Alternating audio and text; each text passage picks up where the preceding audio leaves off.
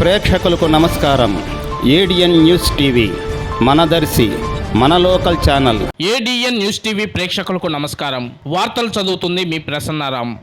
దర్శి నగర పంచాయతీకి చెందిన పావని శ్రీనివాసరావు బ్రాహ్మణ కార్పొరేషన్ డైరెక్టర్ పదవి తనకు ఇవ్వాలని కోరుతూ ఒంగోలులో ప్రకాశం జిల్లా పార్లమెంట్ అధ్యక్షుడు నూకసాని బాలాజీ నివాసంలో వినతి పత్రం ఇవ్వడం జరిగింది.